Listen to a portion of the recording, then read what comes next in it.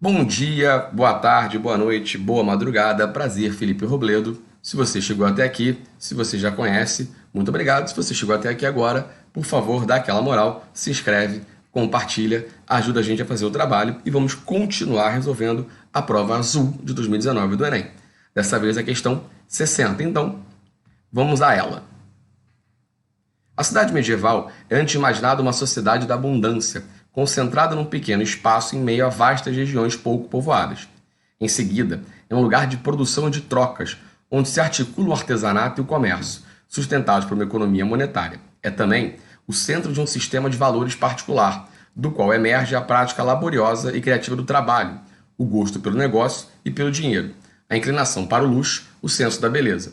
É ainda um sistema de organização de um espaço fechado, com muralhas, onde se penetra por portas e se caminha por ruas e praças, e que é guarnecido por torres. Legoff, o dicionário temático do Ocidente medieval. No texto, o espaço descrito se caracteriza pela associação entre a ampliação das atividades urbanas e a letra A, emancipação do poder hegemônico da realeza. Letra B, aceitação das práticas usurárias dos religiosos. Letra C, independência da produção alimentar dos campos. Letra D, superação do ordenamento corporativo dos ofícios. E letra E, permanência dos elementos arquitetônicos de proteção. Vamos lá, galera. Olha só. Primeira questão, lembra que é uma prova do Enem. Então o texto está aí para te ajudar e de alguma forma a resposta está aí no texto. Mas vamos começar dando uma localizada na questão.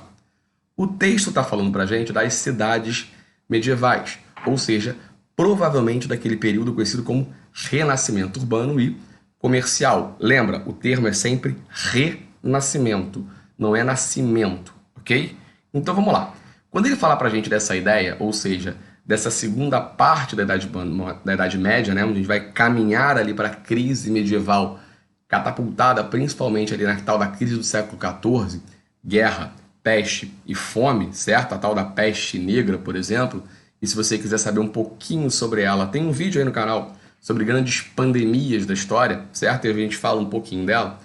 Vamos pensar no seguinte, tá? Eu tô nessa fase, nesse renascimento urbano e comercial, por exemplo, emergindo com uma classe social nova, certo? Uma tal de burguesia. E que, se você lembrar, recebe esse nome exatamente por quê? Porque vai viver em grandes cidades moradas, conhecidas como burgos. Então vamos lá, guarda essa informação nesse momento. A letra A diz pra gente sobre a questão da emancipação do poder hegemônico da realeza. Não! Esse poder hegemônico da realeza, que vai crescer com força, certo? Ele vai estar relacionado, por exemplo, no caso do rei, se você pensar na questão do rei, quando você tiver o absolutismo, que está ali na Idade Moderna, beleza? E essa nobreza, essa realeza não se emancipa, ela vai se emancipar na Idade Moderna, onde ela vai dominar. Lembra, na Idade Média o poder é descentralizado, mas mesmo assim, lembra, a pergunta ela está sendo relacionada à questão do espaço, o espaço descrito, o espaço territorial. Então vamos lá. Aceitação das práticas usurárias dos religiosos também não tem relação, muito menos com o espaço. E aí, só para ter um detalhe, lembra o que é práticas usurárias?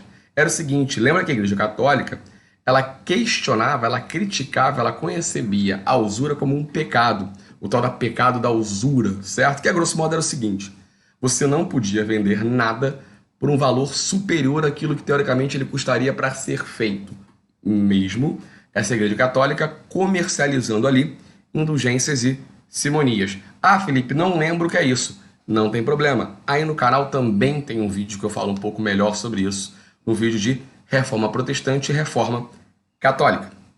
C. Independência da produção alimentar dos campos. Cuidado, você pode até pensar, ah, mas espera aí, fala de produção, de alimento, de alguma forma que vai chegar ali na cidade. Sim, mas a C fala de uma independência da produção alimentar dos campos. E a questão está falando das cidades, logo, não pode ser a letra C. D. Superação do ordenamento corporativo dos ofícios. Cara, olha só, até poderia ser a questão da corporação do ofício, porque ela vai surgir com força exatamente dentro dessas cidades. Lembra? Corporação de ofício, aquela associação entre artesãos e comerciantes como forma de se fortalecer, mas que também não tem nenhuma relação com a questão do espaço proposto pelo texto. Sendo assim, a única resposta para a gente tem que ser a letra E, ou seja, a permanência dos elementos arquitetônicos de proteção. E se você prestar muita atenção no texto, tá ali para você a resposta. Olha só, quando ele fala para a gente, ó, é ainda um sistema de organização de um espaço fechado, com muralhas, onde se penetra por portas e se caminha por ruas, e que é guarnecido por torres.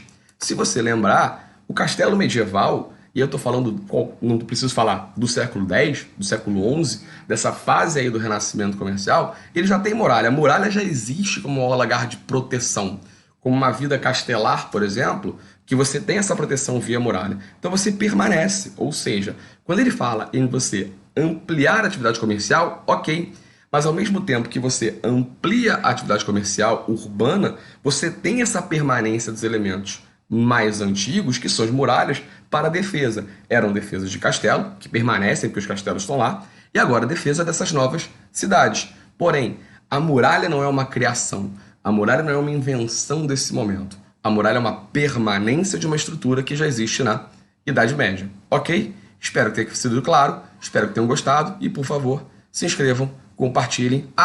E aí me falaram para dizer isso. Ative o sininho, ok? Um beijo em todos e até o próximo vídeo.